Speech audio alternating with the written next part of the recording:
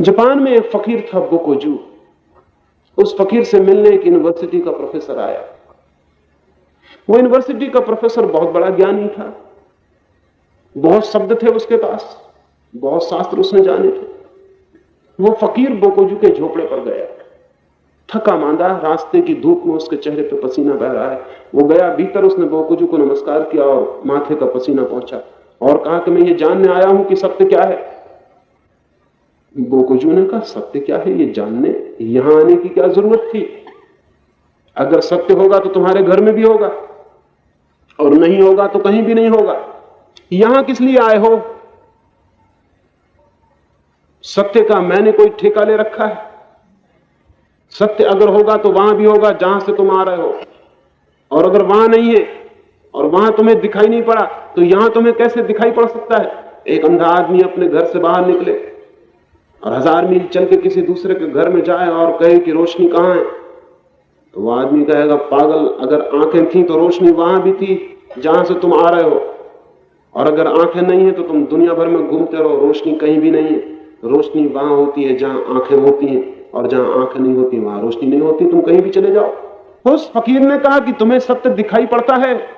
अगर दिखाई पड़ता होता तो वहीं दिखाई पड़ जाता, यहां आने की क्या जरूरत थी? तुम यहां तक आए, इससे पता चलता है कि तुम अंधे आदमी हो, तुम्हें सत्य दिखाई नहीं पड़ता। और इसलिए मैं भी क्या कर सकता हूं? एक ही बात कह सकता हूं कि कहीं ऐसा तो नहीं है कि तुम्हारे ज्ञान ने तुम्हें अंधा बना दिया हो। तुम बहुत जानते हो, कहीं यही खतरा तो नहीं है? क्योंकि बहुत जानने वाले लोग बहुत खतरनाक होते हैं। जिन्हें भी ये ख्याल पैदा हो जाता है कि हम बहुत जानते हैं, वो बहुत खतरनाक हो जाते हैं, क्योंकि बहुत जानने से बड़ा अज्ञान दुनिया में दूसरा नहीं है। क्योंकि जिन्हें ज्ञान पैदा होता है वो तो उन लोगों को पैदा होता है जो कहते हैं कि हम जानते ही नहीं, जानने का भ्रम ही छोड़ देते हैं। बोकोजू ने कहा कि मुझे ऐसा मालूम पड़ता है तेरी खोपड़ी शब्दों से बहुत भर गई है और इसलिए तुझे कुछ भी दिखाई नहीं पड़ रहा। फिर भी थोड़ी देर रुक, मैं थोड़ी चाय बना लाऊं, थका मांदा मालूम पड़ता है तू, थोड़ी चाय पी ले, थोड़ा विश्राम कर ले, फिर कुछ बात करेंगे। और यह भी हो सकता है कि चाय पीने में बात भी हो जाए, और यह भी हो सकता है कि तूने जो पूछा है वो चाय पीने में उसका उत्तर भी मिल जाए। उस प्रोफेसर ने कहा, चाय पीने में और सत्य का उत्तर? आप कह क्या रहे हैं? मैं किस पागल के पास आ गया? मैंने व्यर्थ इस धूप में इतनी यात्रा की। उस फकीर ने कहा, ठहर, इतनी जल्दी मत कर, मैं थोड़ी चाय बना लाऊं। थका प्रोफेसर था, बैठा रहा, लेकिन ख्याल तो उसका खत्म हो गया कि इस आदमी से कुछ जानने को मिल सकता है। क्योंकि जो आदमी कहता है कि चाय पीने से सत्य का पता चल जाएगा, उस आदमी से क्या मिल सकता है? फकीर चाय बना के ले आया। उसने बसी और कप प्याली संभाल दिए प्रोफेसर के हाथ में और केतली से चाय ढाली। प्याली भर गई, लेकिन वो फकीर चाय ढालता चला गया। फिर नीचे का बर्तन भी भर गया, वो फकीर चाय ढालता ही चला गया। फिर चाय गिरने के करीब हो गई, तब वो प्रोफेसर चिल्लाया कि अब रुकिए भी, अब एक बूंद भर भी जगह मेरी प्याली में नहीं है। उस फकीर ने कहा कि तुझे दिखाई पड़ता है कि बूंद भर भी जगह तेरी प्याली में नहीं है?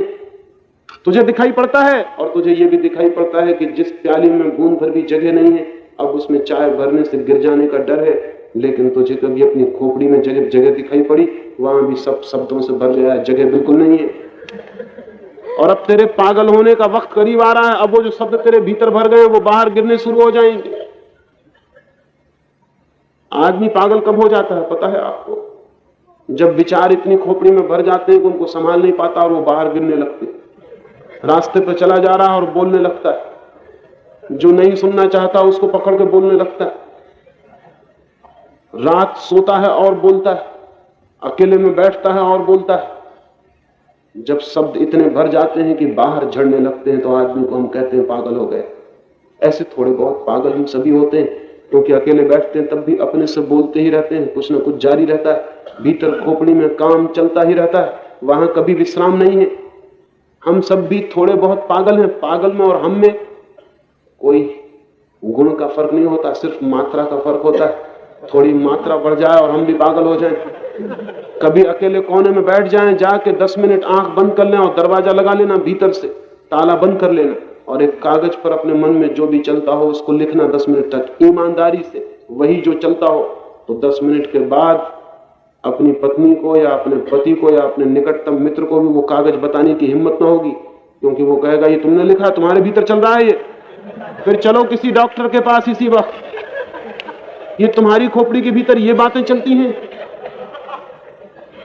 10 मिनट अपने ही भीतर जो चल रहा है उसे कागज पर लिखना तो पता चल जाएगा कि वहां भीतर शब्द पागल हो गए हैं, वहां रुग्ण शब्द घूम रहे हैं चारों तरफ। किसी तरह अपने को संभाल के हम काम चला रहे हैं। हम सब पागल हैं, संभले हुए पागल, अपने को संभाले हुए हैं और अपने पर कब्जा किए हुए हैं।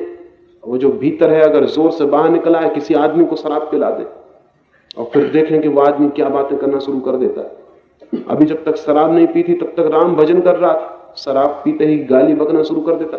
शराब क्या भजन को गाली में बदल सकती है? ऐसी कोई कीमिया शराब में है?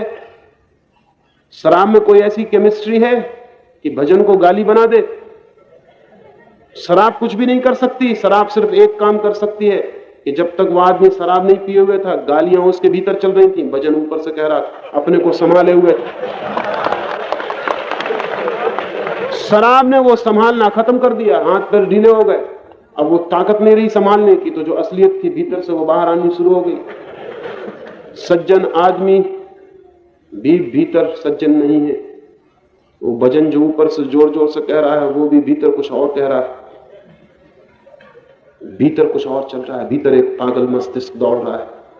ये जो शब्दों का पागलपन है, उस फकीर ने कहा कि तुम्हारी खोपड़ी में इतने शब्द भरे हैं कि अब सत्य को जाने के लिए जगह भी है, सत्य को भी प्रवेश के लिए जगह चाहिए। प्याली में तुम्हें दिखाई पड़ता है कि अब जगह भर गई, लेकिन अपने मन में कभी देखा कि वहां जगह कब की भर चुकी है? कई जन्मों पहले भर चुकी है और अब ओवर क्राउडिंग है, अब सब ऊपर से भरता चला जा रहा है, अब जगह वहां नहीं है, अब सब अतिरिक्त वहां भरता चला जा रहा है।